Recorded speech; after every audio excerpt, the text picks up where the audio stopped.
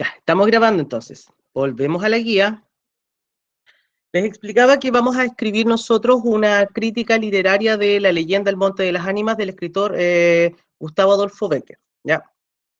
Pueden encontrar la leyenda en esta página que está dada aquí, o si no, me pueden pedir la guía a la cual yo inserté. No la quise colocar en en la guía que les mandé, porque si no iba a ser una guía como de 30 páginas, incluyendo los dos textos que tenían que leer.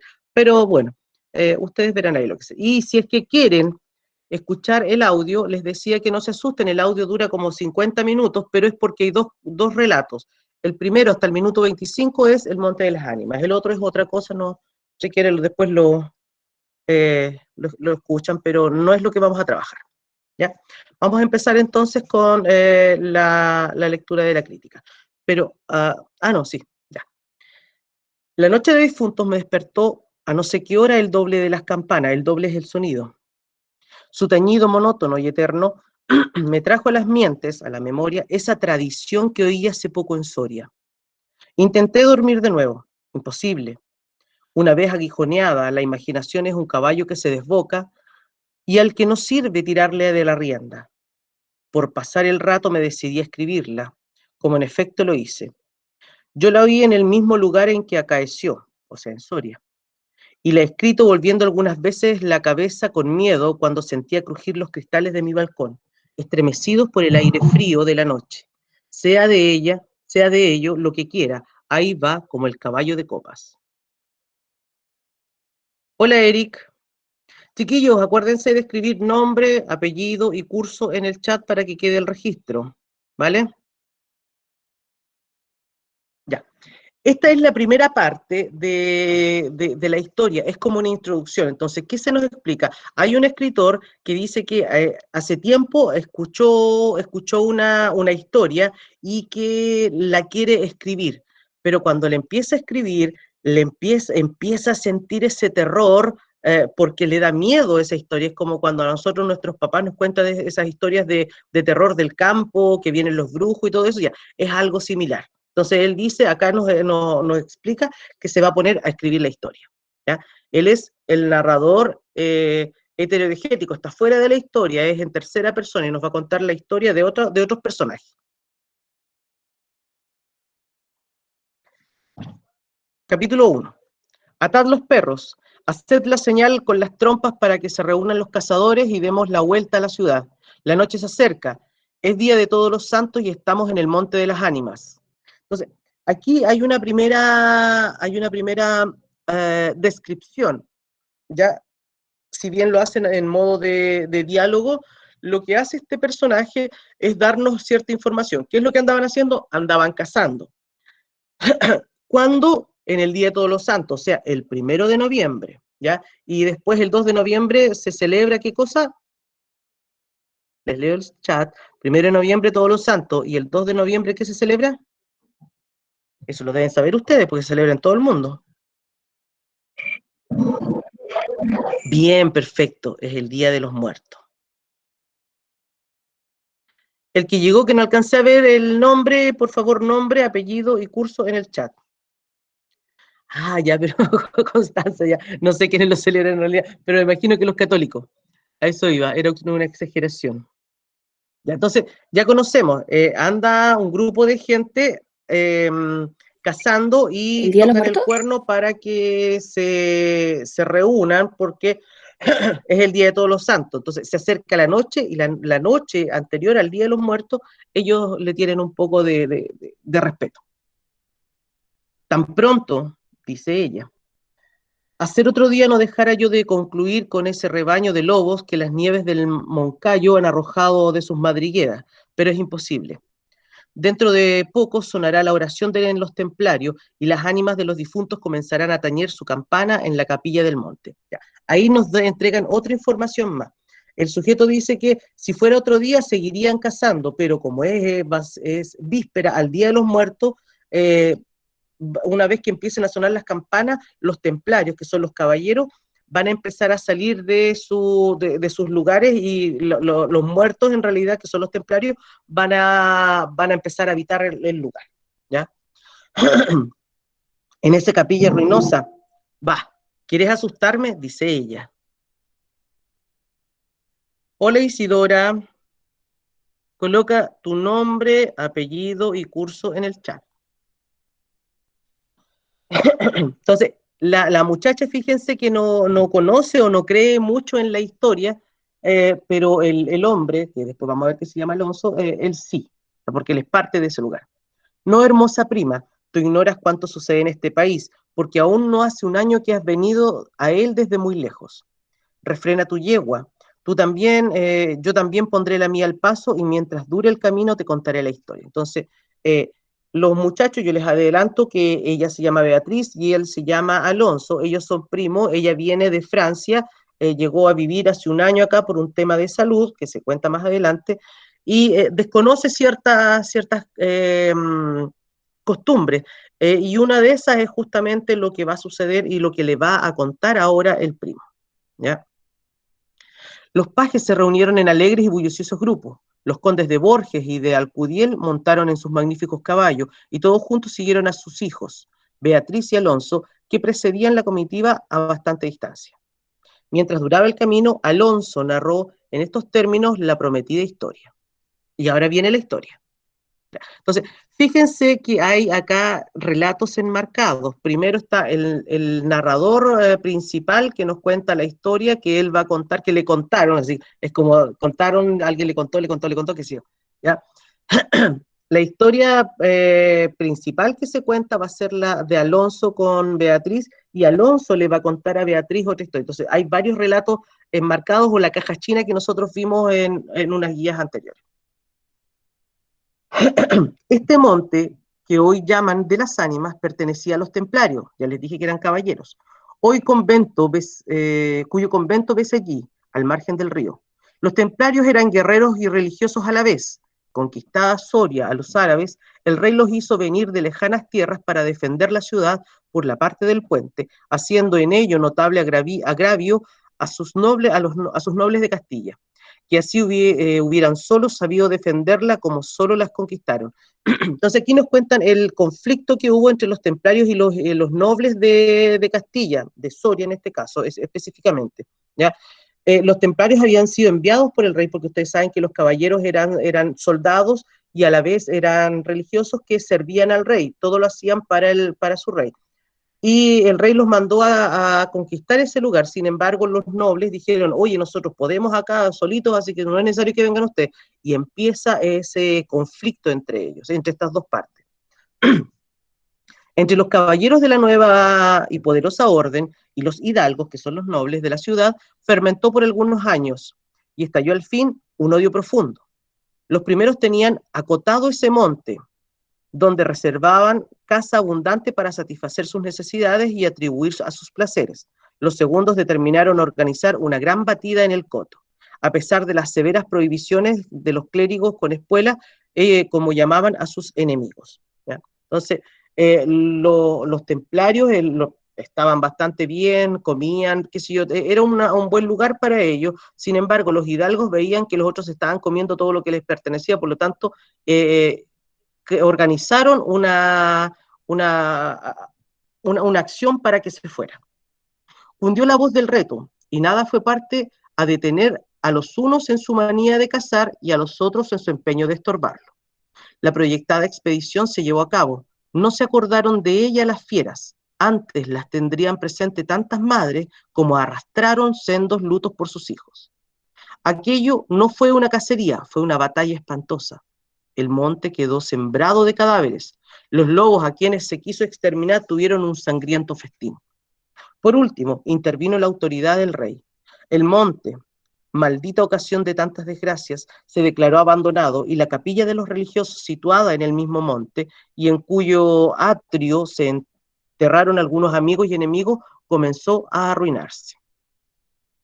Desde entonces dicen que cuando llega la noche de difuntos se oye doblar solo la campana de la capilla y que las ánimas de los muertos, envueltas en jirones de sus sudarios, corren como en una cacería fantástica por entre las breñas y los zarzales.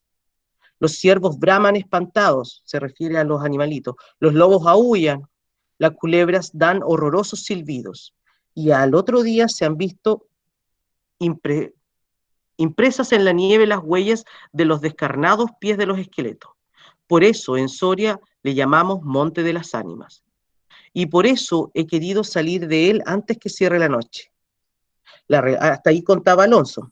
La relación de Alonso, aquí viene el narrador principal, concluyó justamente cuando los dos jóvenes llegaban al extremo del puente que da paso a la ciudad por aquel lado. Allí esperaron el resto de la comitiva, la cual, después de incorporárseles los dos jinetes, se perdió por entre las estrechas y oscuras calles de Soria. Entonces, hasta aquí, como ven ustedes, Alonso le cuenta a Beatriz por qué le teme tanto al Monte de las Ánimas. Y es justamente porque llegada la noche, suena la campana de esa capilla que nadie usa, eso ya no tiene explicación, y empiezan a aparecer los muertos. ¿Ah? ¿Cómo van hasta ahí con la lectura? ¿Se entiende? Les leo el chat. ¿Se entiende hasta ahí esa parte? Chicos, ¿van entendiendo? Sí, la Pilar, la Tania, la Tiare, la Romina, ya, perfecto. Más o menos Constanza González. A ver, te resumo esa primera parte. Hay un escritor, supongamos que sea el Becker. Al Becker le contaron una historia de una ciudad, ¿ya?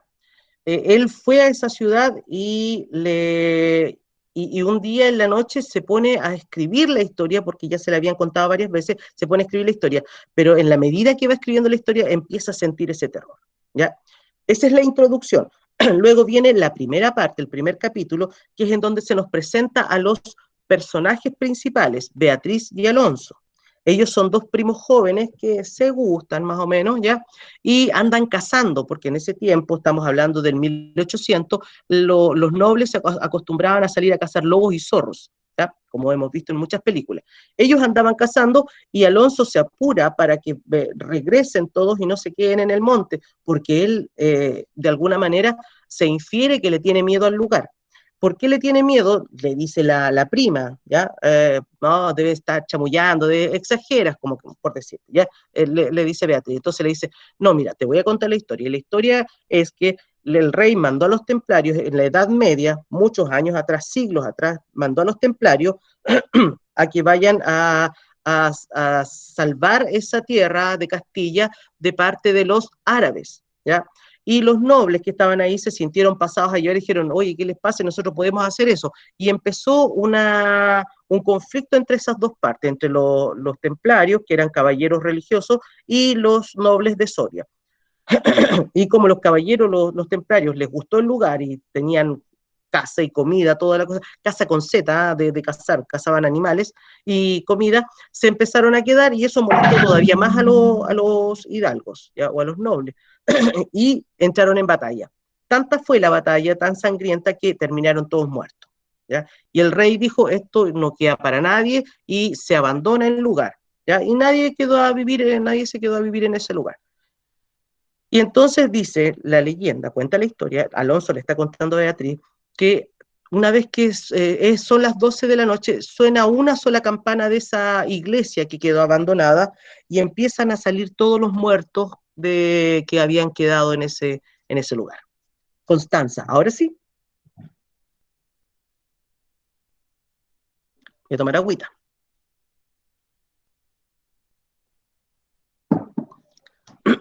Ya, no me contestaste. 2. Los servidores acababan de levantar los manteles. La alta chimenea gótica del palacio de los condes de Alcudiel despedía un vivo resplandor. Ahora leí. Un vivo resplandor iluminando algunos grupos de damas y caballeros de alrededor de la lumbre conversaban familiarmente, y el viento azotaba los emplomados vidrios de las ojivas del salón. Entonces, aquí ya los dos jóvenes y toda la comitiva volvió al palacio y están todos conversando, como también nosotros acostumbramos a ver en las películas, no conocemos ese tiempo. Solo las dos personas parecían ajenas a la conversación general, Beatriz y Alonso. Beatriz seguía con los ojos absorta en un vago pensamiento los caprichos de la llama. Alonso miraba el reflejo de la hoguera chispear en las azules pupilas de Beatriz. Ambos guardaban hacía rato un profundo silencio. Las dueñas referían, a propósito de la noche de difuntos, cuentos tenebrosos en los que los espectros y los aparecidos representaban el principal papel, y las campanas de la iglesia de Soria doblaban a lo lejos de un tañido monótono y triste. Hermosa prima, exclamó al fin Alonso, rompiendo el largo silencio en que se encontraban. Pronto vamos a separarnos, tal vez para siempre. Las áridas llanuras de Castilla, sus costumbres toscas y guerreras, sus hábitos sencillos y patriarcales, sé que no te gustan. Te he oído suspirar varias veces, acaso por algún galán de tu lejano señorío. Beatriz hizo un gesto de fría indiferencia. Todo un carácter de mujer se reveló en aquella desdeñosa contracción de sus delgados labios. Tal vez por la pompa de la corte francesa. Entonces ahí nosotros podemos inferir que ella venía de Francia, donde hasta aquí has vivido, se apresuró a añadir el joven. De un modo o de otro presiento que no tardaré en perderte. Al separarnos, quisiera que llevases una memoria mía. ¿Te acuerdas cuando fuimos al templo a dar las gracias a Dios por haberte devuelto la salud que viniste y tiene una S de más, a buscar a esta tierra? El joyel que sujetaba la pluma de mi gorra cautivó tu atención. Qué hermoso estaría sujetando un velo sobre tu oscura cabellera. Ya ha aprendido el de una desposada. Mi padre se lo regaló a la que me dio el ser y ella lo llevó al altar. ¿Lo quieres? Entonces, ¿qué es lo que hace? Alonso sabe que Beatriz se puede ir en cualquier momento y no se van a volver a ver, ¿ya? Y le ofrece un regalo. Un regalo es una joya que fue de su padre, que su padre se le regaló a su madre, que su madre se la regaló cuando, o sea, perdón, la usó cuando se casaron, ¿ya? Y le pregunta si la quiere. No sé, en el tuyo, contestó la hermosa. Pero en mi país, una prenda recibida compromete una voluntad. Solo en un día de ceremonia debe aceptarse un presente de darnos de manos de un deudo, que aún puede ir a Roma sin volver con las manos vacías. El acento helado con que Beatriz pronunció estas palabras turbó el momento al joven, que después de serenarse dijo con tristeza: lo sé, prima, pero hoy se celebran todos los santos, y el tuyo ante de todos. Hoy es día de ceremonias y presentes. ¿Quieres aceptar el mío? Beatriz se mordió ligeramente los labios y extendió la mano para tomar la joya, sin añadir una palabra.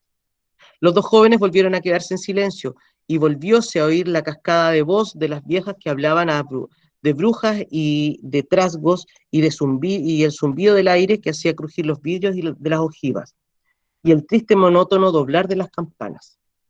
Al cabo de unos minutos, el interrumpido diálogo tornó a anudarse de este modo: y antes de que concluya el Día de Todos los Santos, en que así como el tuyo se celebra, el mío, y puedes, sin atar tu voluntad, déjame un recuerdo, ¿no lo harás? Perdón, dejarme un recuerdo, ¿no lo harás? Dijo él, clavando una mirada en la de su prima, que brilló como un relámpago iluminada por un pensamiento diabólico. Entonces, aquí él le da una joya, pero le pide también un regalo a cambio, ¿ya?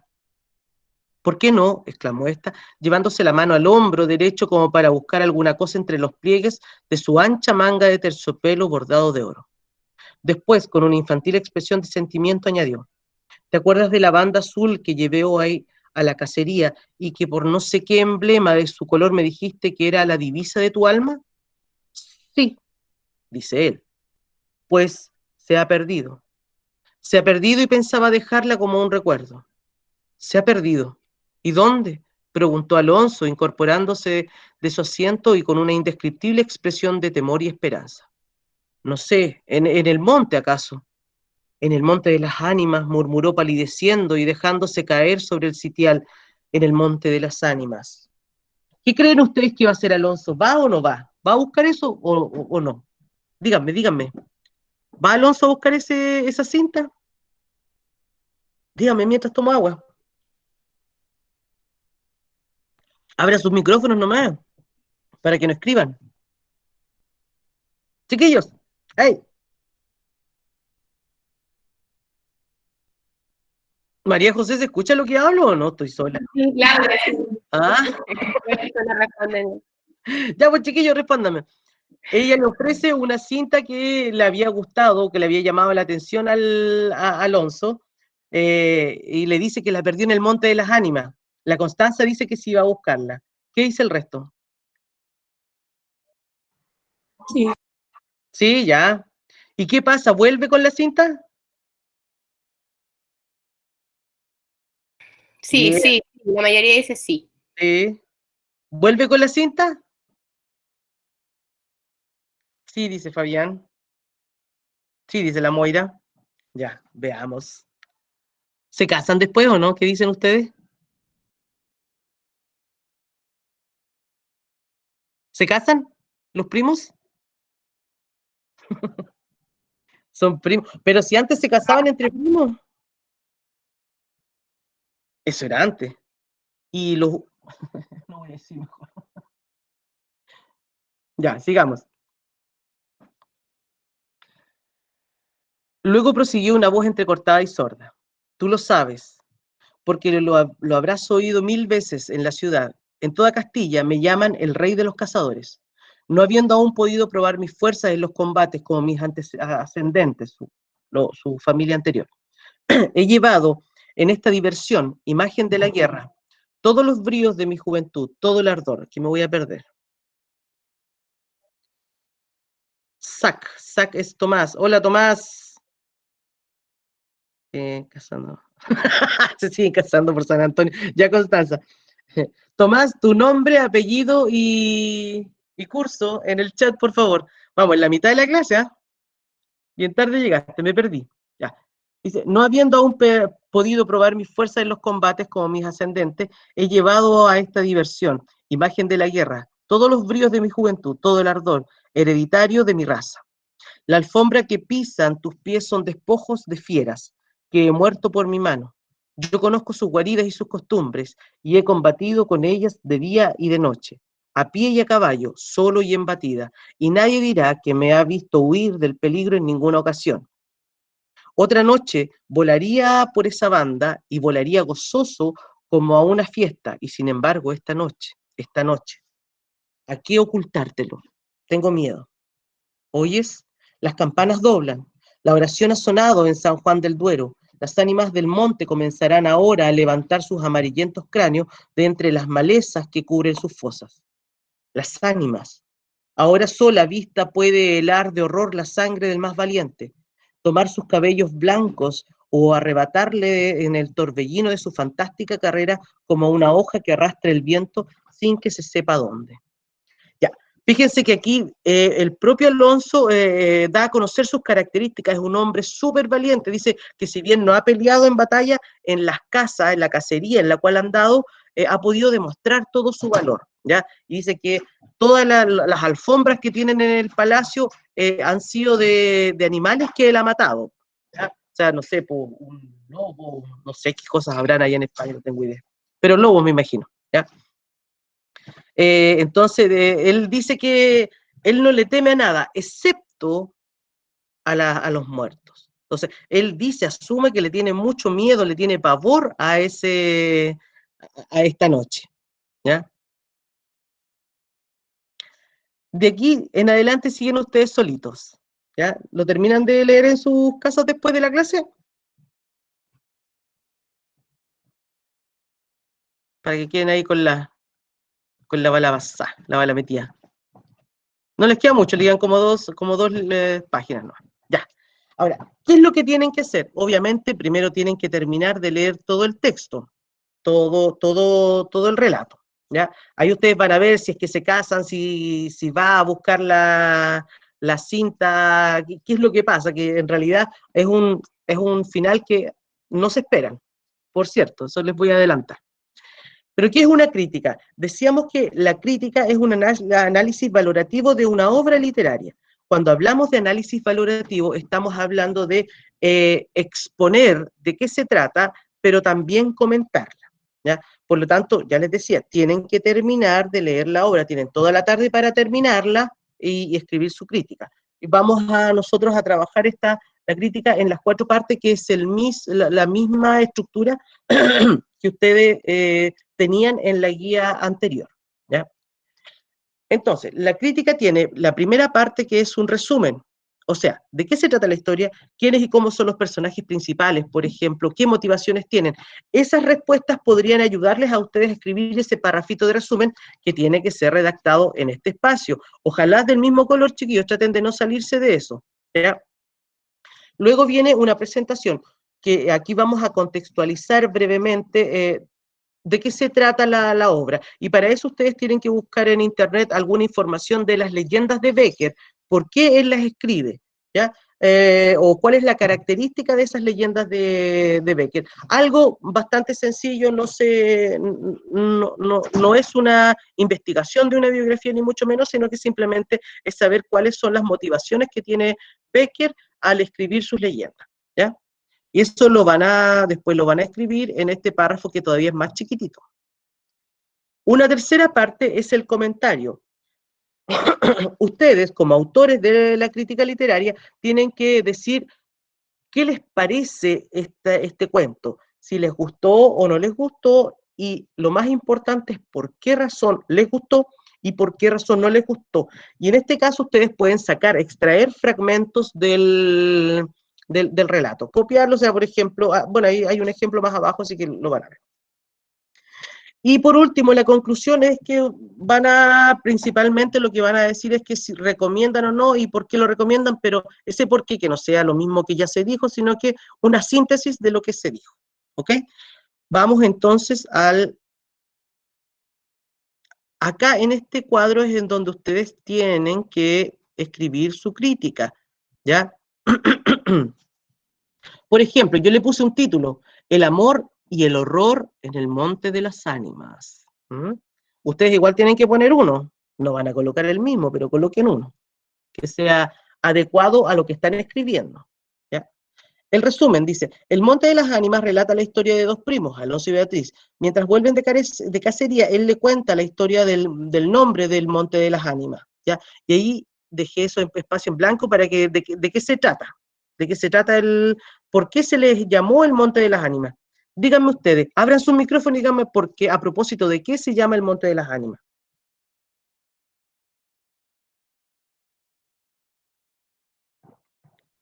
Ya, pues chiquillo. Ya, entonces, por las almas, ya, bien. ¿Por las almas de quién?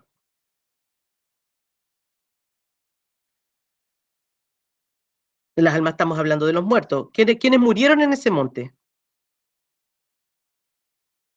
¿Ya? ¿Pero quiénes? Sí, efectivamente fallecieron en ese lugar. Los guerreros, exactamente. Ya. Entonces aquí, él le cuenta la historia del nombre del Monte de las Ánimas, y hay dos puntos. Los templarios se enfrentaron con los hidalgos de Soria y tuvieron una batalla y murieron todos. ¿Ya? Y cuando toca a las 12 de la noche del Día de los Muertos, o sea, el 2 de noviembre, empiezan a aparecer todos esos muertos. Esta parte debería contarse ahí. Por su parte, en el palacio, Antonio le regala una joya que habría pertenecido a su madre y a cambio le pide un regalo. ¿Qué hace Beatriz? ¿Qué hace Beatriz? Enciendan sus micrófonos nomás, chiquillos, para que yo lo escuche y no estén... ¿Qué es lo que hace Beatriz? ¿Se lo acepta? ¿Le acepta el regalo? Ya, bien. Sí, le acepta el regalo. Y acuérdense, le acepta el regalo y Beatriz le ofrece ¿qué cosa?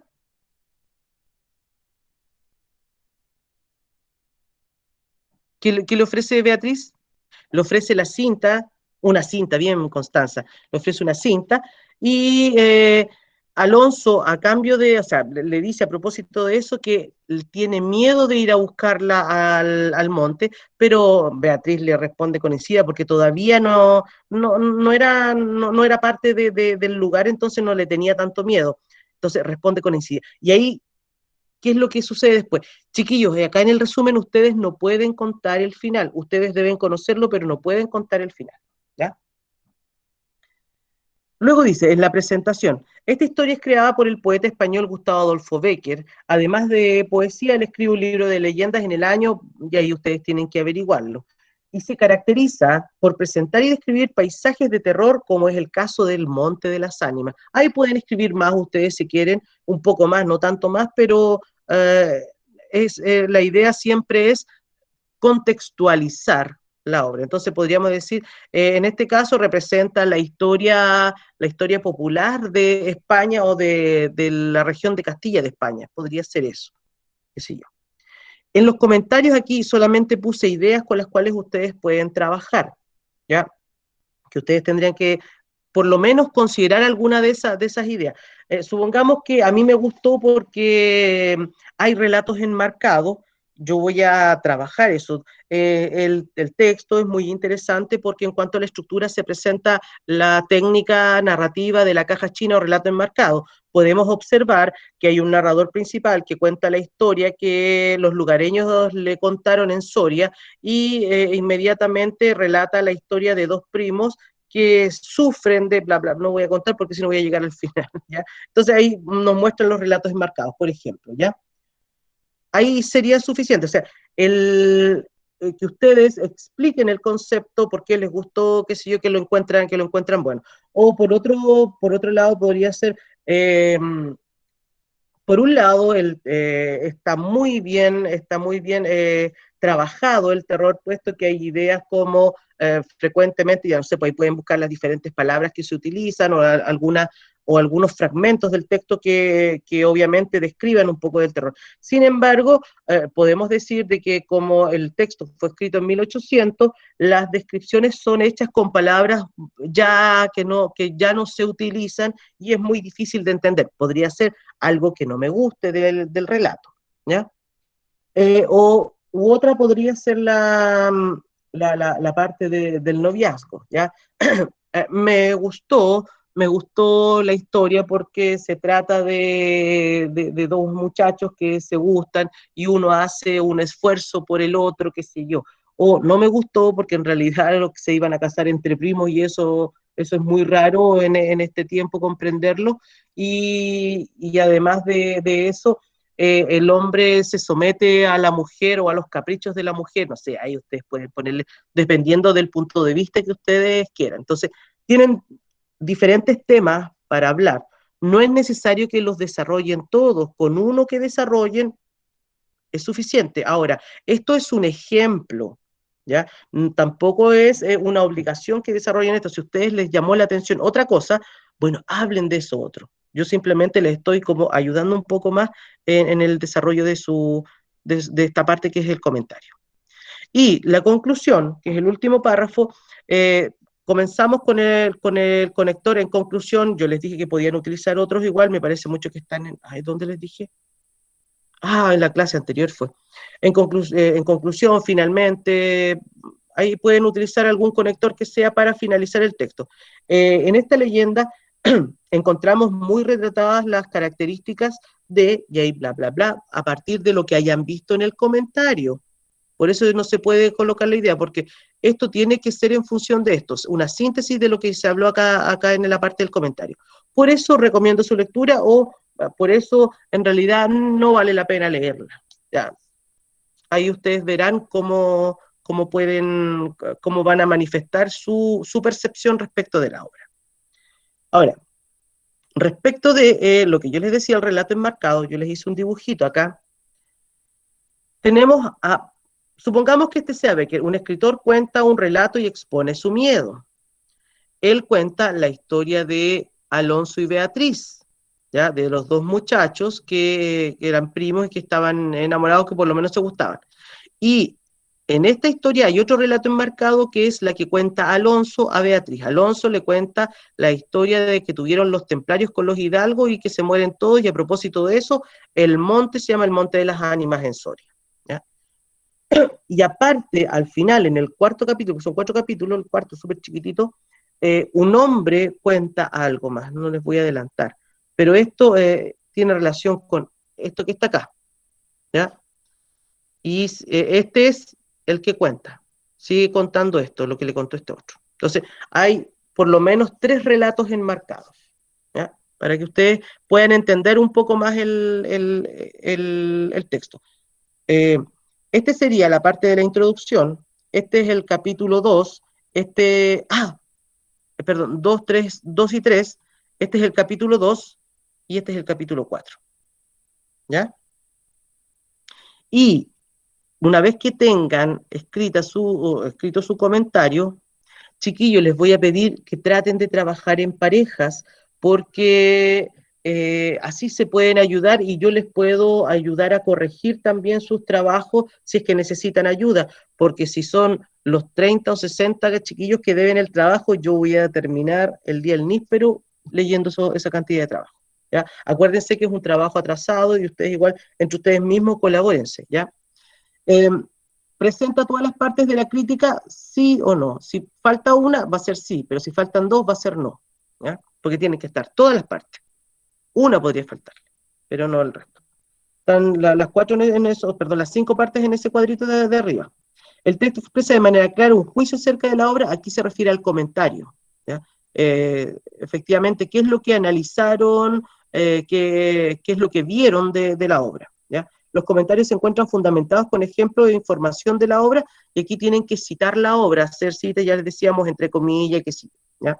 Las opiniones y juicios sobre la obra se expresan de modo respetuoso, eso siempre va a ser sí, ¿ya? Y aquí la idea es que siempre utilicen un lenguaje formal, pero siempre va a ser sí. Se emplean mecanismos de correferencia para no repetir Beatriz y Alonso, pueden ser los primos, los jóvenes, acuérdense de eso, que lo vimos también en la guía número 5. ¿Ah? El texto expresa una progresión temática, o sea, que no estén dándose vuelta todo el rato lo mismo, sino que haya un avance, y de hecho se va a dar, porque el primer párrafo, la primera parte es la introducción, la segunda el resumen, la segunda parte es la presentación, la tercera parte el comentario, y la cuarta es la conclusión, así que no podría no haber una progresión temática, ¿ya? Y se emplean adecuadamente la ortografía literaria, aquí es como que no cometan errores garrafales, por ejemplo, hace sin H y con S, o cosas así, ¿ya? Pero en general también es así. Entonces, tienen que preocuparse de que esto se cumpla, estas partes de acá arriba, sobre todo estas partes de acá arriba. Y esto se da por entendido. Y esa sería su evaluación. Chicos, échenle un vistazo a esto que les mandé acá abajo, porque hay unos correos en el asunto, cuando está el asunto, esto que está aquí, ustedes no pueden explicar el correo, para eso tienen que abrirlo y colocarlo acá. Aquí solamente colocan consulta de tal persona y el curso, o guía tanto, plan de acompañamiento, nombre y curso, nada más.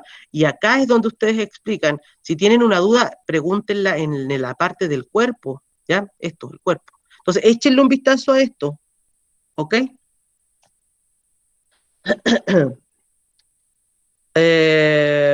Siempre revisen sus textos antes de mandarlos. Voy a volver a escribir mi número, 992818721, para los que llegaron al final. La guía que yo les presenté, yo le incorporé más cosas, por ejemplo, la leyenda y ese cuadro con las ideas. Si quieren que les envíe esa guía, envíenme un mensaje diciéndome nombre y curso y que quieren la guía para que yo se los envíe por correo o por WhatsApp, ¿ya? Pero está más completa que la que tienen ustedes, que las que les pasó, las que le pasaron los profes, ¿ok? Así que no tengo ningún problema en compartirles ese material. Chiquillos, dudas, abran sus micrófonos, voy a dejar de grabar y voy a dejar de compartir.